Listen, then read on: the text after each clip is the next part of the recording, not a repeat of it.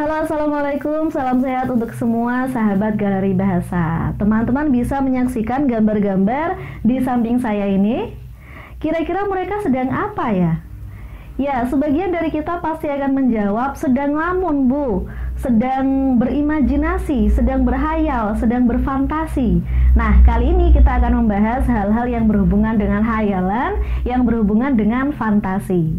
Berbicara tentang fantasi, sebenarnya fantasi itu sendiri dibedakan menjadi dua macam. Ada fantasi aktif, ada fantasi pasif.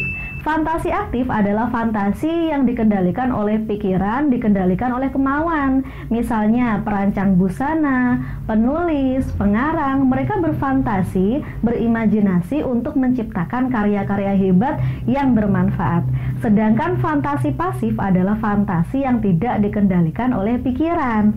Misal melamun, kemudian berandai-andai tak jelas, dan semacamnya. Tuhan sudah menganugerahkan kemampuan berfantasi sebagai sumber kreativitas. Maka akan lebih bijak jika fantasi yang kedua yang kita kembangkan, yaitu fantasi aktif. Berfantasi secara aktif dapat mengasah keterampilan, dapat mengasah kreativitas serta daya imajinasi kita. Nah, cara mengembangkannya salah satunya adalah dengan cerita fantasi. Pernah dengar Harry Potter, Spider-Man, Superman, Iron Man, atau Doraemon? Nah, cerita-cerita tersebut merupakan cerita-cerita fantasi yang sangat terkenal di dunia. Di Indonesia pun kita juga memiliki penulis-penulis hebat cerita fantasi, misalnya Ogi Agustino dan Joko Lelono. Nah, jika kamu rajin berlatih membaca dan menulis cerita fantasi, bukan tidak mungkin kamu juga bisa menjadi penulis hebat seperti mereka. Jadi mau tahu apa itu cerita fantasi? Simak video ini sampai habis, jangan lupa untuk mencatat dan membuat peta konsep.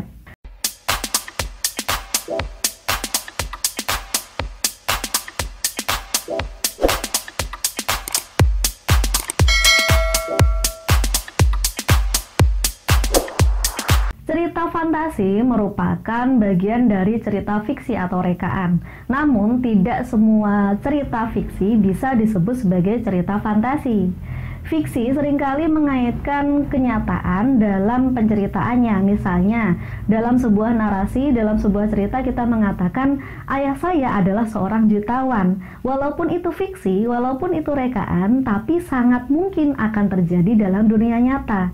Sedangkan fiksi bergenre fantasi ini adalah dunia dongeng, dunia hayal yang tidak akan mungkin terjadi di dunia nyata dan sulit diterima oleh akal. Bisa disimpulkan, pengertian cerita fantasi adalah cerita atau kisah yang alurnya normal tapi sifatnya yang imajinatif.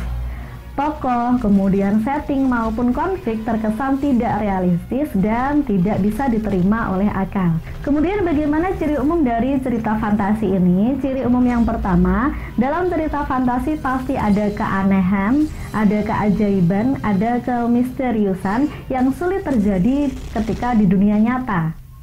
Kemudian ciri yang kedua adalah ide cerita yang sangat terbuka terhadap daya hayal pengarang, daya imajinasi pengarang, dan tidak dibatasi oleh realitas atau kenyataan. Jadi sehayal apapun imajinasi pengarang boleh dimasukkan dalam cerita ini. Kemudian ciri yang ketiga adalah tokoh yang bersifat unik, memiliki kesaktian, memiliki kekuatan supranatural yang tidak akan mungkin terjadi juga dalam kehidupan nyata. Ciri yang keempat adalah bersifat fiksi. Jadi semua yang diceritakan dalam cerita fantasi adalah bukan kejadian sebenarnya. Walaupun diilhami dari kenyataan, tapi tetap diberikan imbuhan imajinasi dan fantasi. Kemudian ciri yang kelima yaitu bahasanya yang variatif, tidak harus menggunakan bahasa baku. Kemudian ciri yang keenam yaitu menggunakan berbagai latar.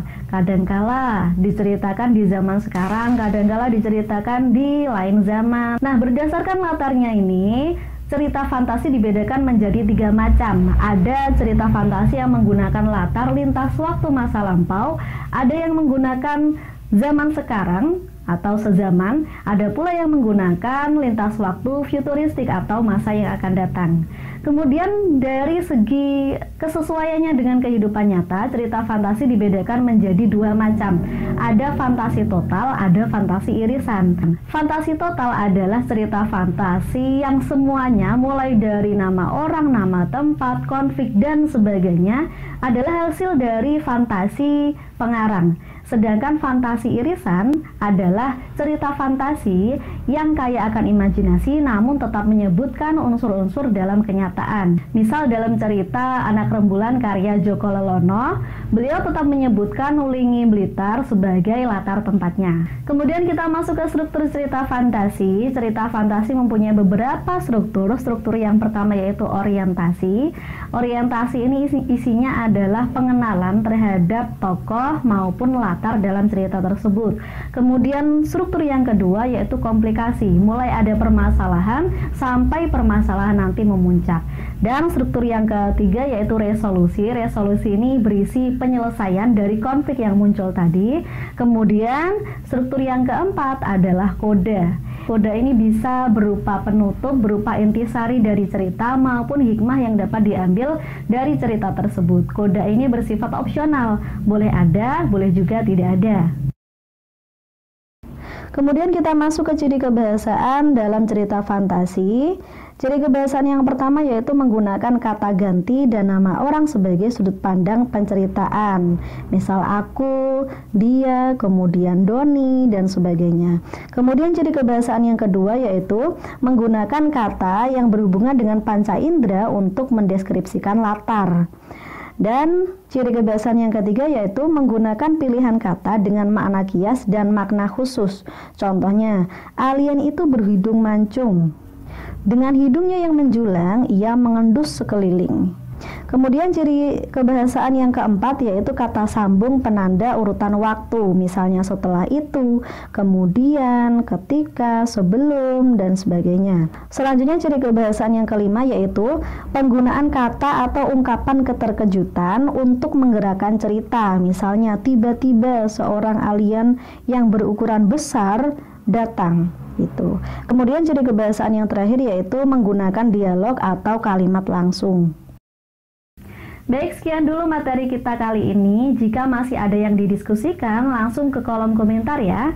Kita akhiri. Assalamualaikum warahmatullahi wabarakatuh. Sampai jumpa di video selanjutnya.